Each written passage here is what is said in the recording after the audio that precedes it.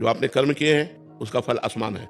आप कोई बहुत अच्छे कर्म किए हैं, दान पुण्य किया, गरीबों की सेवा की, बीमारों की, तो वो आकर के करोड़ों रुपए लाभ प्राप्त कर रहा है। अब एक है जो दूसरे के साथ बेईमानी किया, चोरी किया, नाना प्रकार के कुकर्म किए, खाने को भी नहीं मिल रहा है। तो कर्म का योग है, जैसे कर्म करोगे वैसा फल देगा भगवान। जितना विश्व रचा गया है वो कर्म प्रधान रचा गया है।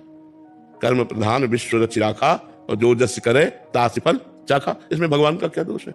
जो जैसा कर्म कर रहा है वैसा फल मिल रहा है, उसको भोग रहा है। तो समझदारी इसी में कि अभी सुधर जाए, अभी सुधर जाए, अब लो निशानी, अब ना से हो, आज तक जो किया अब आगे नहीं करूंगा, क्योंकि जो बोएंगे वही तो काटेंगे।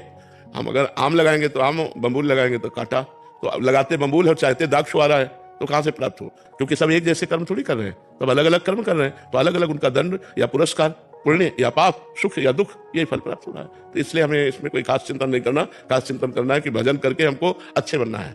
अब तक जो हुआ हुआ, अब लो निशानी, अब ना नसीब। अभी जो हम अच्छा करने लग गए तो आगे आपका अच्छा, बिल्कुल अच्छा होगा। अगर आप पाप कर्म करेंगे तो बिल्कुल दुर्गति हो जाएगी। आज भले आप सुख में हैं, कल आपका समय बहुत दुखी आएगा। आज भले दुख में है, कल आपका बहुत अच्छा समय आएगा, यदि आप आज से अच्छा शुरू कर दे। अब जैसे आप बहुत मेहनत कर रहे हैं, लेकिन आपका पूर्व प्रारब्ध पाप में, आज फलता ही मिलेगी आपको, सुख ही मिलेगा आपको, चिंता ही मिलेगी आपको। तो आपको लगेगा बगल वाला जो है ज्यादा मेहनत नहीं करता और खूब अच्छे सुख है, तो आपका कर्म, जो पीछे का कर्म है, वो आपको आगे नहीं बढ़ने दे रहा, आपको दुर्गति कर रहा है। इसलिए अब आज कर्म संभाल लो, तो आगे आपकी उन्नति हो जाएगी।